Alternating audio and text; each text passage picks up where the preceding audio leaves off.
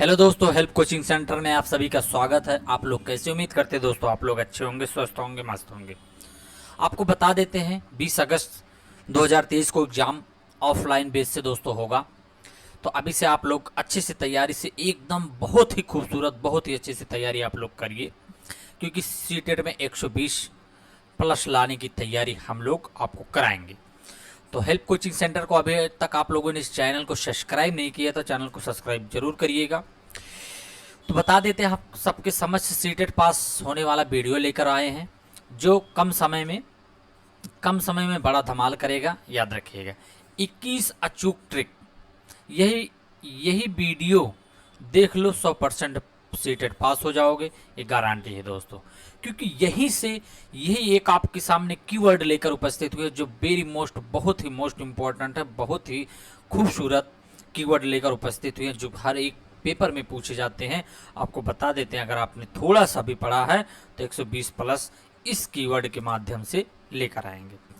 तो चलिए दोस्तों, 120 की तैयारी, आज की तैयारी 120 प्लस की तैयारी है। तो कैसे, आपको अगर नहीं आ रहा तुक्का कैसे लगा सकते हैं इस अचूक ट्रिक के माध्यम से। तो लास्ट तक बने रहिएगा, बहुत ही अच्छा सेशन होने वाला है, बहुत ही खूबसूरत सेशन होने वाला है। तो चलिए दोस्तों, 21 अचूक ट्रिक देखते हैं। तो देर न करते हुए ट्रिक की तरफ चलते हैं। ट्रिक हमारा क्या है, आप सबके समझ ट्रिक आ गया है दोस्तों। आपको बता देते हैं पहला ट्रिक, पहला पॉइंट में क्या कहा जा रहा है दोस्तों, कहा जा रहा है बाल केंद्रित शिक्षा। याद रखिएगा, 1 से 5 तक जो शिक्षा होता है दोस्तों, ये बाल केंद्रित शिक्षा होता है। बाल केंद्रित शिक्षा इसे कहते हैं, किसे कहते हैं? बाल केंद्रित शिक्षा उसे कहा जाता है, बच्चे को केंद्र में रखकर शिक्षा देना ही बाल केंद्रित शिक्षा कहलाता है। याद रखिएगा, क्योंकि बच्चे को सब कुछ मानना पड़ता है, वही भगवान है, वही परमात्मा है, वही सब कुछ है। उन्हीं के हिसाब से, उन्हीं के अनुसार ढल के शिक्षा देना ही बाल केंद्रित शिक्षा कहलाता है। तो याद रखिएगा, अगर बाल केंद्रित आता है जहां ऑप्शन में, तो आपका ऑप्शन पॉजिटिव होगा, सही कर दीजिएगा। दूसरा है समावेशी शिक्षा। समावेशी शिक्षा किसे कहते हैं? 1 नंबर दोस्तों यहाँ से आता है, 2 नंबर यहाँ से आता है। याद रखिएगा, समावेशी शिक्षा किसे कहते हैं? एक ही सभी बालक को एक साथ एक ही छत के नीचे बिना किसी भेदभाव के शिक्षा देना ही समावेशी शिक्षा कहलाता है। याद रखिएगा। तो आपको बता दें, समावेशी शिक्षा में क्वेश्चन कैसे पूछेगा, सभी बच्चे को शिक्षा देना। ठीक है, ऐसा नहीं केवल एक बच्चे को। ठीक है, तो ये गलत हो जाएगा। आपका समावेशी शिक्षा के माध्यम से बच्चों को क्या देना होता है दोस्तों? शिक्षा देना होता है, अधिगम देना होता है। चलिए, नेक्स्ट है प्रगतिशील शिक्षा। ऐसा शिक्षा होना चाहिए जिसमें बच्चा प्रगति करे, ऐसा नहीं कि निष्क्रिय रहे बच्चा, प्रगति कराए, गति हो क्लास में। ठीक है, खेल कूद हो, प्रतियोगिता हो। ठीक है, ये सब होता है प्रगतिशील शिक्षा होता है दोस्तों। याद रखिएगा, वेरी मोस्ट इंपॉर्टेंट होता है। 1 नंबर यहाँ से 100% आता है। आपको 25 नंबर तो हम यहीं से कराएंगे। अगर 25 पंचे 125 दोस्तों, प्लस नंबर आपका यहीं से आएगा। यही वीडियो देख लीजिए, लास्ट सेशन तक बने रहिएगा, बहुत ही अच्छा सेशन होने वाला है। प्रगतिशील, जिसमें बच्चे को खेल विधि से शिक्षा देना। त्रुटि एवं प्रयास, आपको बता देते, बच्चा जब तक गलती नहीं करेगा तब तक कोई चीज सीखेगा नहीं दोस्तों। को त्रुटि, याद रखिए, बच्चे को त्रुटि होना चाहिए और प्रयास भी होना चाहिए। अगर कहीं त्रुटि और प्रयास आता है दोस्तों, तो याद रखिएगा ये ऑप्शन पॉजिटिव माना जाता है। त्रुटि और प्रयास का नियम किसने दिया है? थॉर्नडाइक महोदय ने दिया है। बच्चा कुछ करता है तो गलती करता है, जब गलती करता है तो बहुत सारी चीज़ों को सीखता है। ये किसने कहा है? थॉर्नडाइक महोदय ने कहा है। चलिए, नेक्स्ट पॉइंट की तरफ चलते हैं दोस्तों। लास्ट सेशन तक बने रहिएगा, बहुत ही अच्छा, बहुत ही यूजफुल सेशन होने वाला है। 120 नंबर का सेशन होने वाला है। याद रखिएगा, कितने नंबर का होने वाला दोस्तों? 120 प्लस। चलिए, पहला है, अगला पॉइंट, निदान एवं उपचार। याद रखिएगा, जहां पे ऑप्शन में दिया रहेगा निदान और उपचार, वहां पे वो ऑप्शन हमेशा दोस्तों सही होता है, क्योंकि निदान और उपचार क्या है दोस्तों? पॉजिटिव माने जाते हैं, निदान और उपचार। चलिए, नेक्स्ट दोस्तों, वातावरण एवं अनुवांशिकता बहुत ही वेरी वेरी मोस्ट इंपॉर्टेंट, यहाँ से 5 नंबर फिक्स होता है। अनुवांशिकता और वातावरण, अनुवांशिकता और वातावरण याद रखिएगा, दोनों अंतःक्रिया के द्वारा बच्चा समाज में सीखता है, अधिगम करता है, लर्निंग करता है। कोई भी अगर बालक के अंदर विकास हो रहा है तो किसका, समाज का और वातावरण का, दोनों का अंतःक्रिया होता है।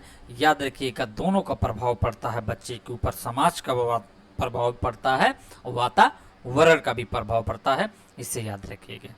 तो वेरी इंपॉर्टेंट है, अगर कहीं पे वातावरण एवं समाज आता है, वातावरण एवं वंशानुक्रम आता है, तो वो ऑप्शन आपका दोस्तों सही होगा। याद रखिएगा, ये वीडियो अगर देख लिया आप लोग लास्ट से लास्ट समय तक, तो आपका सीट 100% पास हो जाएंगे। चलिए नेक्स्ट है व्यक्तिक विभिन्नता।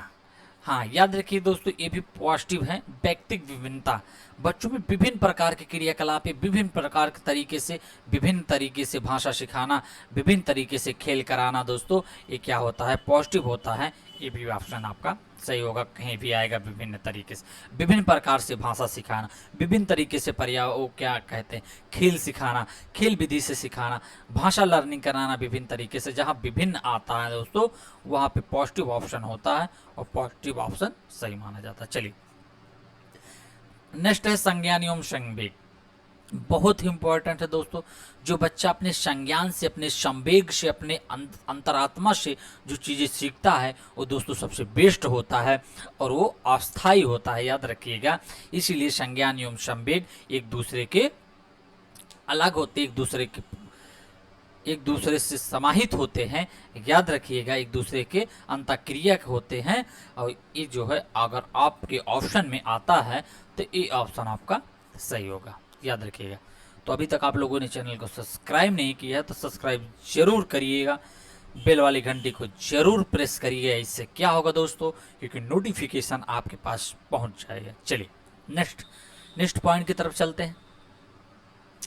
नेक्स्ट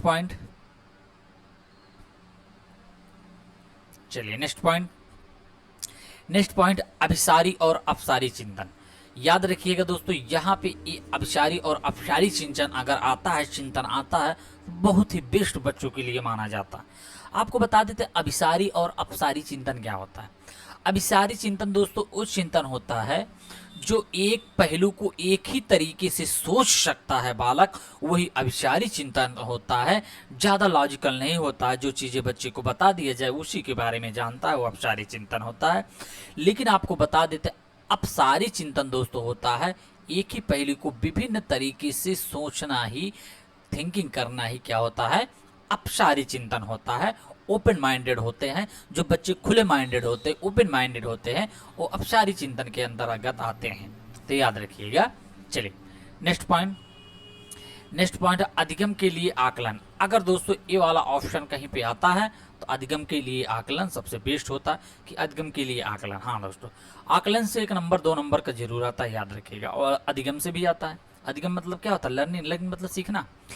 तो अधिगम क्या है, अधिगम के लिए आकलन करना बहुत जरूरी है बच्चे को, क्योंकि बच्चे को जो चीज़ें पढ़ाया जाता है उसका आकलन करना बहुत ही जरूरी, बहुत ही बेस्ट होना चाहिए, बहुत ही ज़रूरी है। ऐसा क्यों करना पड़ता है दोस्तों, इसलिए करना पड़ता है क्योंकि बच्चा, आकलन क्या होता है, आकलन इसलिए करना पड़ता है कि बच्चे में कितना सुधार हुआ, कितना इम्प्रूवमेंट हुआ। अगर एक अध्यापक बच्चे को पढ़ा रहा है तो आकलन करना बहुत ज़रूरी होता है। इससे क्या होता है, बच्चा कितना सीखा इसके बारे में हमको पता चलता है, इसलिए आकलन बहुत ज़रूरी होता है। चलिए नेक्स्ट पॉइंट है अधिगम का आकलन। हाँ, अधिगम के लिए आकलन और अधिगम का आकलन भी करना चाहिए। चलिए नेक्स्ट पॉइंट आंतरिक प्रेरणा, वेरी मोस्ट इंपॉर्टेंट है, 1 नंबर फिक्स है यहाँ से। आंतरिक प्रेरणा मतलब अंतर आत्मा की जो प्रेरणा होती है, ठीक है, बच्चे में अगर होता है तो वो क्या होता है, जागृत होते हैं कोई चीज जाने के लिए, और जानेंगे कभी जब बच्चे को रुचि होता है। ठीक है, जो मोटिवेशन, आंतरिक मोटिवेशन होना चाहिए बच्चों के अंदर। बच्चे को ऐसी शिक्षा देना चाहिए, ऐसे अधिगम कराना चाहिए कि बच्चा अंतरात्मा से, अपने अंतरात्मा से प्रेरित हो, मोटिवेट रहे, हमेशा स्कूल जाए, अच्छी चीज़ों को सीखने की हमेशा प्रयास करता रहे। तो आंतरिक प्रेरणा जहाँ होता है ये पॉजिटिव होता है दोस्तों, याद रखिएगा। चलिए नेक्स्ट पॉइंट की तरफ चलते हैं। नेक्स्ट पॉइंट है अधिगम के रूप में आकलन। अधिगम के रूप में भी आकलन करना चाहिए, ठीक है। चलिए नेक्स्ट है पूर्व ज्ञान, IMP है ये, इसी पे तो सीटेट टिका हुआ है दोस्तों, याद रखिएगा, इसी पे सीटेट एकदम बेस्ड है। पूर्व ज्ञान किसे कहते हैं? जैसे हम बता दें, बच्चा जो होता है जब 4-5 साल का हो जाता है, 5 साल का बच्चा जब स्कूल जाता है, पहली कक्षा में पढ़ने जाता है, तो ऐसा नहीं होता है कि बच्चे को कुछ नहीं आता है, कुछ भी नहीं आता, वो अनभिज्ञ होता है। नहीं दोस्तों, उसके पास पूर्व ज्ञान होता है। समाज तो नहीं कह सकते हैं, जो बच्चा अपने परिवार में रहता है, ठीक है, पास पड़ोसी में जो बच्चों के साथ खेला है, वो पूर्व ज्ञान होता है दोस्तों। और जमा पूंजी उसे हम कहते हैं, एक नाम से और जानते, क्या नाम से? जमा पूंजी के भी नाम से जानते हैं। बच्चा ऐसा नहीं कि क्लास 1 में पढ़ने गया तो कुछ नहीं जानता है, बहुत कुछ सीख कर क्लास में प्रवेश करता है, याद रखिएगा, इसी को पूर्व ज्ञान कहा जाता है, ठीक है। और आपको बता दें, जब बच्चा पहली क्लास में जाएगा, ठीक है, तो उसको पूर्व ज्ञान के आधार से, पूर्व ज्ञान के माध्यम से बच्चे को पढ़ाना होता है। जैसे बच्चे ने अगर बिल्ली घर पे अपने देखा है, तो बिल्ली के को एग्जाम्पल देकर बिल्ली के सहारे से आपको पढ़ाना होता है, आपको लर्निंग कराना होता है, आपको अधिगम कराना होता है। ऐसा नहीं कि बच्चा अगर बिल्ली देखा है तो आप उसको, ठीक है, जिराफ के बारे में बताएंगे, ऐसा नहीं, पूर्व ज्ञान से रिलेटेड बताएंगे तो बच्चा बहुत आसानी तरीके से उसको समझेगा, याद रखिएगा। चलिए नेक्स्ट पॉइंट है गतिविधि आधारित अधिगम। Very good. गतिविधि, बच्चों में गतिविधि होना चाहिए। इससे क्या होता है? शारीरिक, मानसिक, ठीक है, का विकास होता है, ठीक है। गतिविधि बहुत जरूरी है, जैसे खेल विधि बहुत जरूरी है, एक गति है, ठीक है। तो बहुत जरूरी होता है गतिविधि बच्चों से कराना, बहुत ही जरूरी होता है। भ्रमण विधि सबसे बेस्ट विधि होता है, भ्रमण विधि।